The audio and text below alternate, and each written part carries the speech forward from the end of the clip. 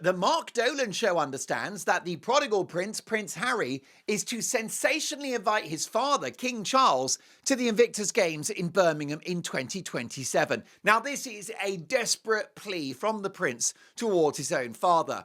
A massive move and a clear sign that in spite of their past differences, Harry wants to reconcile with his father.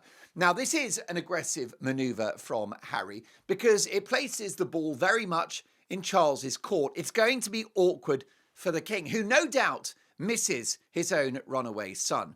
Now, this is the first public move that Harry has made since that traitorous BBC interview in which he said that his father doesn't take his calls, and he essentially condemned his father to a death sentence by saying, I don't know how long he's got, which is an incredibly insensitive thing to say about anyone battling cancer, least of all your own father. So we had the BBC interview. That was a clear signal. That didn't work. That was a fit of pique. That was churlish from Harry and backfired badly. I understand that Charles and William were absolutely raging following the fallout from that interview. And why wouldn't they be? It was an absolute shocker. So Harry has decided to rethink and go down a slightly different route by inviting his father and the whole family, including Prince William, good luck with that, we'll come to that in just a moment, to the Invictus Games in 2027.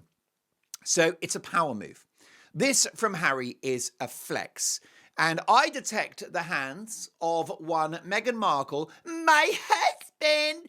I think this has got Meghan written all over it because it is a flex, isn't it? It is a maneuver. It's aggressive and it places the king in an uncomfortable position. And Meghan loves to do that to people. I can't imagine that Harry would wish to make his father uncomfortable, notwithstanding all the years of traitorous behaviour. It just feels like a Meghan manoeuvre. Now, on the face of it, Harry wants to see his father. Okay, his father is battling cancer. We know that. And clearly, it's a cause for concern on the part of Harry. So he wants to see his old man.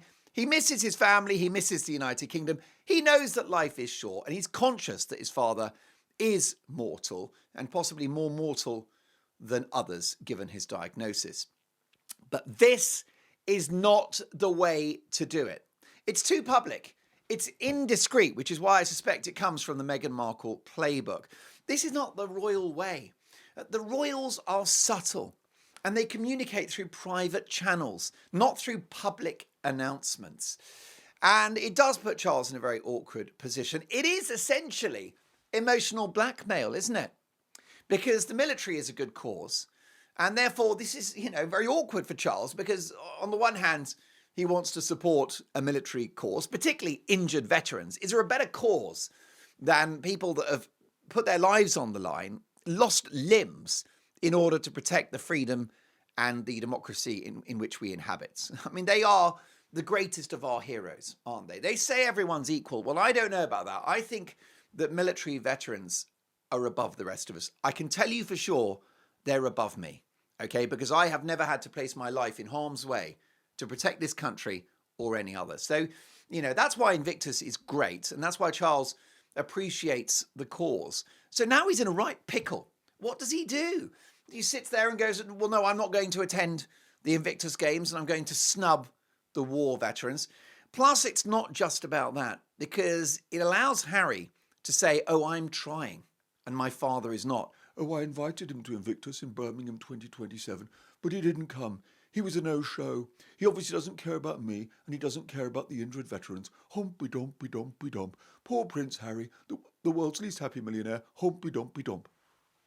So the more I think about it, the more unpalatable this whole thing is. It's in very bad taste.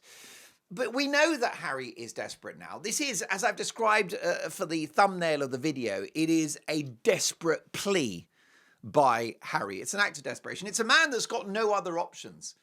And the reason why is because he's painted himself into a corner. He married that woman. She set him against his family, against his own country, against the monarchy. She took him to Canada and then the United States. He wrote the book, which was an obscene, abusive tome about the family, packed with misinformation, lies, unkindness, vitriol, a horrible book. I mean, I try to read it every day because given the nature of this show, it's like a required text. It's a set text, isn't it? It's like the complete works of Shakespeare for me. That book, Spare. in order that I can inhabit the crazed, angry mind of Prince Harry and then impart some of his madness to you. But reading that book affects my mental health because it's just so doom and gloom. Get over yourself, Harry. You're a multi-millionaire. You're married to an rather glamorous actress. I know not all of you think she's beautiful, but I think we can put her in the ballpark of an attractive person. So he's got a decent-looking missus, she who must be obeyed. And he's got some money, and he's got fame, and he's got royal pedigree. And yet, he feels so sorry for himself. And he's going to use Charles's decision not to come to Invictus in 2027 as another element of the pity party. That's what Harry's doing. Harry is leveraging this invitation. And if I'll be honest with you, I'm quite brutal, he's leveraging the cause of Invictus and injured servicemen and women to get back at his father. Because he knows that Charles will not go. Because let's have a look at the history of the Invictus Games. They started in 2014. And that was the last time that Charles attended Invictus, was 2014, long before their falling out. 2014 is when Harry was a fun-loving guy who drank a beer or two, chased women, experienced some mind-altering substances. I'm not talking about Meghan's flower sprinkles. Oh, and Harry, can I just say I've got Harry on the mind. Reg, my neighbour's cat, is back. Reg strikes back. That's at the end of the show. But yes, the bottom line is that in 2014, Harry was a very popular guy. Did you know at one point, didn't you know, I'm not Meghan Markle anymore, I'm Meghan Sussex. Did you know that there was a time when Harry was polling as more popular than Queen Elizabeth II herself? Isn't that amazing? So 2014 was a great time, and it was the launch of Invictus. Charles came, Camilla and William were all in attendance. Those were the days pre-Meghan, PM, when Harry was a happy-go-lucky guy, chasing rather pale, young, aristocratic girls and having all sorts of romantic clinches behind pubs in the countryside. Car park passion, folks.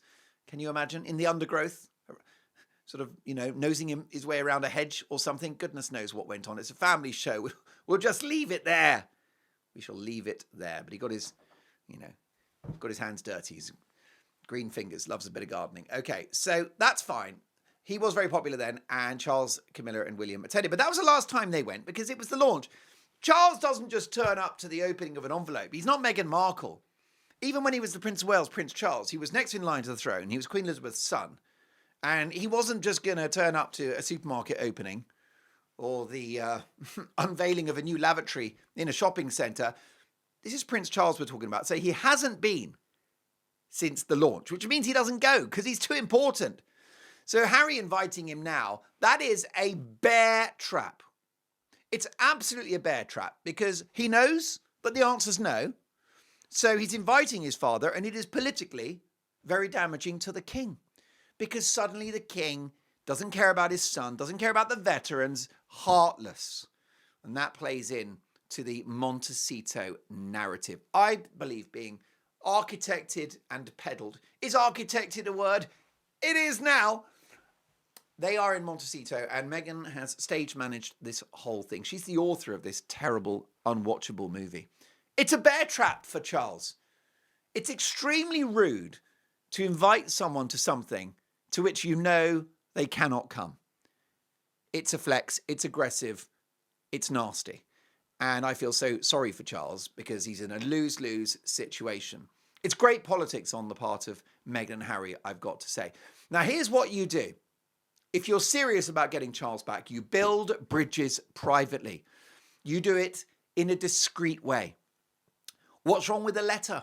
Why can't Harry write a letter? Well, because Harry's not a writer. That's why he didn't write spare, because he doesn't do sentences. And the guy is not brain of Britain, let me tell you. He's no mastermind, folks. He's getting by on about 3 brain cells at the moment. Evidence of which is his choice of wife and his broader life decisions. But he could get someone, he could dictate the letter to someone with a command of the English language. And it would be lovely. And it's, dear father, hello, Dad. Hello, Pops. It's Harry here. I'm so sorry for being the most traitorous son in the history of the world, and a prince in the family that's now even worse than Andrew, which is a low bar. Humpy dumpy dumpy dump. I'm really sorry for marrying a very obnoxious person who poisoned my mind and made me hate my family, who are very loving and great people, hate my country, which is a fabulous country, the United Kingdom, a global beacon of democracy, free speech, free trade, enterprise, culture, and much besides, and made me hate the incredible tradition of the royal family, which does so much good for Britain and the world. I'm so sorry for trashing all of that. Please accept my forgiveness. I'll do anything you ask me. I will clean your toilets. I will scrub your Rolls Royce. I will get down on hand and knee and beg, beg, beg for your forgiveness. Yours sincerely, Prince Harry, brackets, world's least happy millionaire, humpy dumpy dumpy dump. Right, that's the letter. That's the letter. I've written it. Harry, I've written the letter for you. I've done the work. What do you think of my letter? Let me know what you think in the comments about my letter. Is my letter up to scratch? Is it up to snuff? Let me know. By the way, snuff. Do you know about this stuff? I think it's snuff. My eldest son, I protect their privacy, unlike Meghan. We call my children Elton and Bernie. And Elton was off on a trip and he was bringing his friend wanted chewing tobacco. What is it? 1847? What's going on? There's chewing tobacco in the 21st century. I believe it's Scandinavian and it looks a bit like chewing gum, I think. No, it's not. No. It's in a little bag, a little tiny sack made of cloth. And it goes in your mouth and in your gum. It contains nicotine and it's highly addictive. I don't recommend it. And my son brought it. He was visiting a friend who loves it and you could only get it in England or something. So I had to go and had to buy this illicit substance from a store. It's not illegal. It should be. If I was Prime Minister, I'd make it illegal immediately. By the way, how annoying is vaping?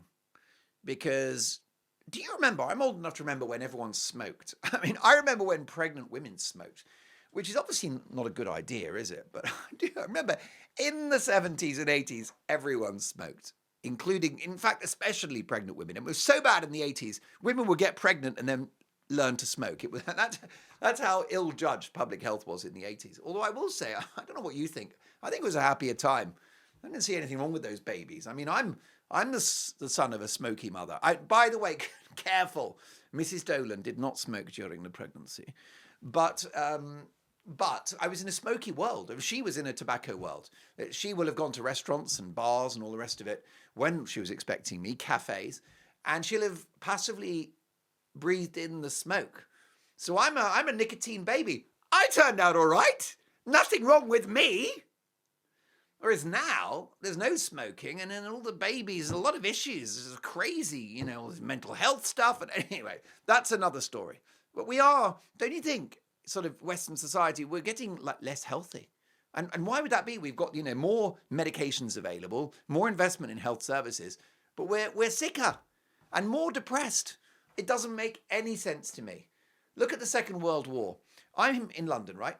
There were bombs raining over central London, German bombs raining over central London. And there were no mental health issues at that point. No one had ADHD. There was no, or the endless pill popping that you get from the doctor now. Don't get me wrong, and I've got viewers to the show that have mental health issues and they appreciate the medication, and I get you. But this crazy epidemic of mental ill health, we've got to sort it out, haven't we? I'll try to do my bit with the Mark Dolan Show by bringing a little sunshine and maybe even some song. Sunshine, wit, humour, truth bombs, and song. I am what I am. Okay, don't know the rest of that. Lucky for you. So, who was that? Ethel Merman? What a character she was. Folks, we don't have time. I've got so much to get through. So, I'm the son of I'm a smoky baby. And I think I turned out great. I'm a smoky baby. I'm smoky. I was born in 1974, probably in a smoke-filled room. In a little, probably a bar somewhere. Everyone was drinking then. By the way, the other thing about the 70s, born in 74. Don't look it, do I? It's the lighting. Um, when I go, by the way, the Mark Dolan Show is going to the United States in 3 days' time with daily live videos from across the United States. I am coming to the United States, where the Mark Dolan Show has the biggest audience in America. We are everywhere. The Republic of Ireland, the United Kingdom, Canada, South Africa, Australia, New Zealand, Romania, Germany. We are so global, but our biggest market by an order of magnitude is the United States. So we're going to America. When I'm in LA, should I get a nip and a tuck? What do you think? Let me know if you think I need work. Are the eyelids getting a little baggy? What do you think? How's the neck? Am I getting a little turkey neck now? Wobble, wobble. Or any other treatments? What do you think? What do I need? Because what it is, you see, I have a great duty to you. I've got to talk the truth. I've got to drop truth bombs, right? The authenticity. This show is real. I'm real. What you see is what you get. I'm a smoky baby. I turned out fine. So I got to drop truth bombs and say what I see. I've always done that. It's got me in trouble. I don't care because you got my back. The other thing that I have to be presentable to you. Okay, I have to be presentable, which is why I've invested in air conditioning in the studio. The loudest air conditioning the world has ever known. Wait for it to kick in. It's not going to work, is it? So I switch it on in between takes. But I've got to look good for you. So with that in mind, what work let me know in the comments. Do you want a little something taken in here? Should I get a bum lift? You'd have to find my bum first. Anyhow, we're coming to America 3 or 4 days time. Cannot wait. Daily videos, don't miss it. But we've got to get back to the key story here, which is an aggressive flex, a power move by William towards his father. And using the Invictus Games. Well, you see, William has been using the Invictus Games since day one. Harry's been using the Invictus Games since day one. Because, yes, he served in the military. Okay, fair play, more than I have. Also, he cares about the servicemen and women. You know, some of his best friends were in the military, which is why it's unfortunate that he placed their lives at risk by referring to how many Taliban he'd taken out whilst a serving officer. That was a really bad idea because that placed a target on the back of his former colleagues and on his family. And this is a guy that worries about his safety, make it make sense. So, but, you know, Harry, it would be wrong of me to say that he doesn't care about the veterans. He doesn't care about the military. He does. Okay. He does. But he's always used Invictus. It was partly a PR exercise. And Royal insiders have told me that Invictus was drummed up by the firm, okay, by the powers that be in the nerve centre of the British royal family, led, of course, by Charles. But they've got staff and they've got very, very smart, strategic individuals who come from business and commerce, politics and elsewhere, the civil service, and they come in and they run the royal family and they run a tight ship. And they're looking at Harry wearing a HITLER uniform for a party, ill-advised, I would suggest, and chasing women, taking mind-altering substances. And they're like, we need a plan for this boy because he's popular, everyone loves him, but he's an accident waiting to happen. And obviously that fancy dress outfit, that was a big, big problem. So that's when it's my understanding that he was steered towards a passion project, a charity, and that was Invictus. So Invictus helped him out. It rehabilitated Harry. And let's be honest, now it's all he's got. It's all he's got. Invictus is all Harry's got. It's all he's got. He has nothing else. It's all he's got is in blinking Victor's Games.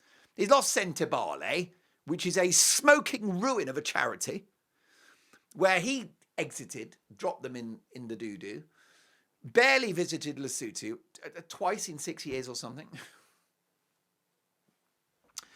And that poor woman that used to run it, Sandra Chandauka, seems like a very nice lady, accused Harry of vicious bullying. Poor lady. I won't take sides on that one, but she seemed like a decent person. And so he hasn't got Centibale, and obviously there's no interest from broadcasting. No one wants to put this miserable guy on TV. There would be no viewers. Humpy dumpy dum. Hello, welcome to the Harry Show, where I'm going to spend 7 hours talking about my terrible life living in an enormous mansion in Montecito, California, with 16 bathrooms. Humpy dumpy dumpy dum. Oh, my father's the king, isn't it terrible? He was really unkind to me when I grew up, when there was somebody whose job it was to put toothpaste on my toothbrush. That's how privileged I was, but I'm really unhappy. Humpy dumpy dumpy dum. So he's always had Invictus as a way of boosting his profile and boosting his PR and make him seem like a nice guy. And recently he's used it politically by ranting and raving with clear references to the President of the United States. Now, the Mark Dolan Show doesn't take sides on that one. Half of America loves El Presidente, the Donald, America's first orange president. What a trailblazer. And then half of America doesn't love El Presidente. That's democracy, isn't it? I'm not too keen on Sir Keir Starmer, the British Prime Minister, but I accept it. He is our leader for the time being, until we go down the Swanee. But that's democracy. But Harry, no. He decides to do a pointed rant about US politics at Invictus. That's a disgrace. You shouldn't do that. You don't divide people like that. You bring people together. The royals are apolitical. Plus the horrible hypocrisy, because he talks about climate change at Invictus and then he's darting around the world in a private jet and flogging his environmentally friendly travel firm. There's no such thing as environmentally friendly travel. If you are flying in an airplane, that's environmentally unfriendly. If you're in a car on holiday, on vacation, that is technically environmentally unfriendly. If you're in a choo-choo train, toot toot, on holiday, on vacation, that is environmentally unfriendly. Because travelling, Harry, is environmentally unfriendly, you prize royal numpty. I did get a great comment, though. One brilliant person, a lady, messaged me. And she said, Mark, sailing is an environmentally form of travel, and you are absolutely right. I stand corrected. I am sailing far above, over sea. I am flying, forever crying, to be near you, to be free.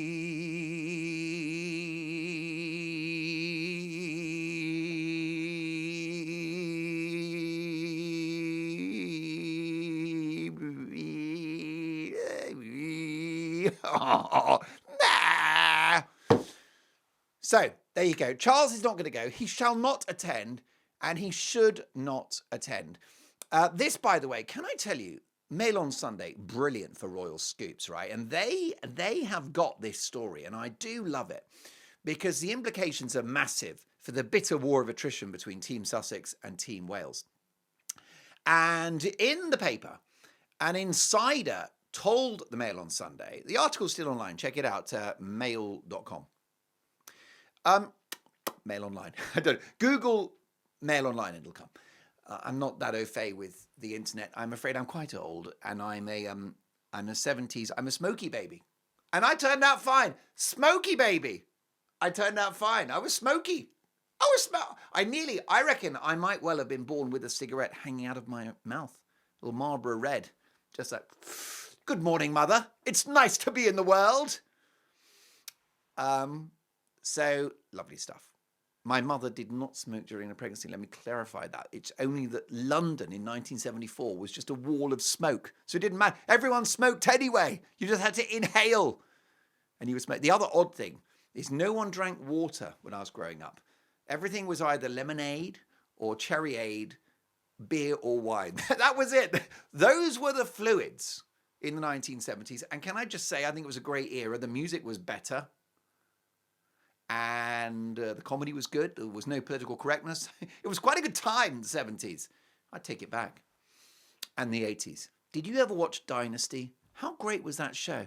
I literally counted the minutes for that show to air. Alexis Carrington and Crystal. Wasn't Crystal beautiful? Just a very good person. In some ways, Dynasty was very similar to like the royal family now. That was, in a way, the Colbys, the Carringtons, they were America's royal family, weren't they? Should they bring it back? Do you remember John Forsyth with his amazing silvery platinum hair that played Blake Carrington. What a leader he was. If only he'd become president, by the way, America would be even better off than it is now. It's a shame that he was a fictional character. But Blake Carrington as president, please. If that's not a mic drop. John Forsyth's hair was one of the wonders of the world. Right, we're going to power through this because we've got to crack on. So the Mail on Sunday were told regarding this invitation to Charles to go to Invictus, this clearly places the king in an extremely difficult position, which is precisely what it's meant to do. A royal insider framed it as a strategic provocation. The venue and occasion were likely chosen with this outcome in mind. So I think that's exactly right. And of course, what they've also said in the paper, which is true, is that if Charles were to attend, well, suddenly Meghan would be going, wouldn't she? And then the kids would be there, and it would be a massive photo op. Insiders told the palace, whilst reconciliation sounds noble, it presents serious problems for the firm. The royal family are on record as no longer trusting Harry and Meghan, so their presence could reignite controversy and overshadow the other royals. So the royal family, it's my understanding, are worried about photo ops being used for Sussex branding, undermining of internal unity, damaging public reaction from monarchists, so much more. Here's the other kicker, by the way. If Charles accepts the invitation, it would require William's approval, which ain't going to happen, folks. The sun is going to start rising from the west before that happens. Hell will freeze over. Elton John will begin regrowing natural hair on his head before William accepts an invitation to Invictus, which is Harry's PR vehicle. It ain't going to happen, folks. It ain't going to happen. Right? A man is going to have a baby before... Oh, no, wait, no. It's 2025. Let's not go down that rabbit hole. But, folks, it ain't going... We'll have world peace will break out before that happens. It ain't going to happen, and rightly so. So here's my question to you before we go. I've got Reg the cat coming. Should Charles attend Invictus? Should Charles attend Invictus in 2027? Should he? Let me know in the comments. Should King Charles attend the Invictus Games?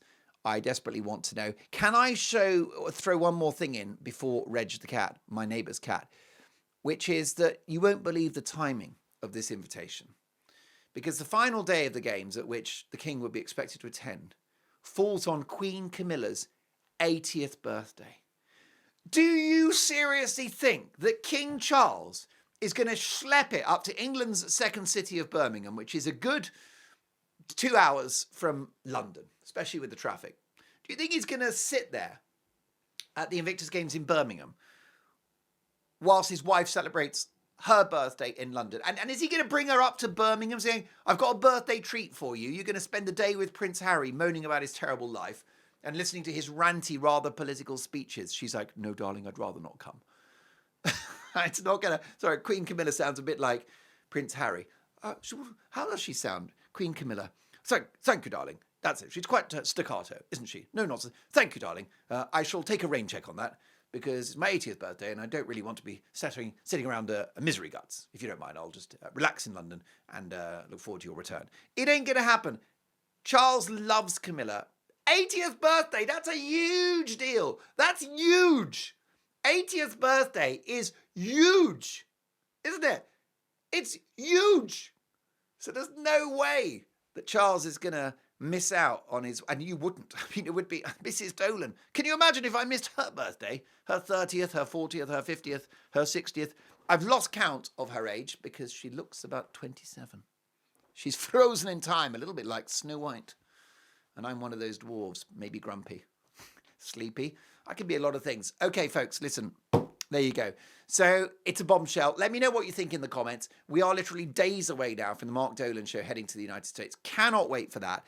And in the meantime, please like and subscribe if you can. Like the video if you can and subscribe, and hit the notification bell, the reminder bell, because then you'll be alerted to videos that drop. I'm planning on doing something about Jeff Bezos' wedding in the next day or two. It might be a bonus video. I haven't made my mind up yet. So please hit that alarm bell thing, because I may drop a bonus video later in the day about the world's richest man, the owner of Amazon's wedding. Very exciting, very glamorous, very expensive, and quite controversial. So let me see what I can manage on that one. And the other thing to say is, keep those comments coming. It's always a highlight of my day. In the meantime, it's very hot in London, which is why I've invested in air conditioning, but I'm still sweating like Prince Andrew at a branch of Pizza Express. And I will tell you that the heat is not only hard for me and my family and the residents of the United Kingdom at the moment, it's hard for our furry friends. And so let me tell you that there's a cat that comes to my home if you're new to the show, and the cat's called Reg. And this cat, he doesn't belong to me, but he visits about 8, 9, 10 households, eats at every household. And he's feeling the heat. So this is Reg's little account of the UK heatwave. See you for the next video. Cannot wait. Bye for now. The home of the Mark Dolan Show is positively roasting. Do you know who's suffering the most?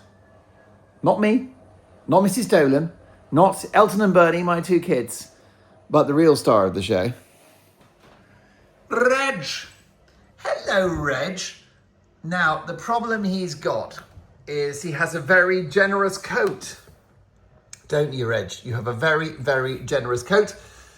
And therefore, it's making him swelter.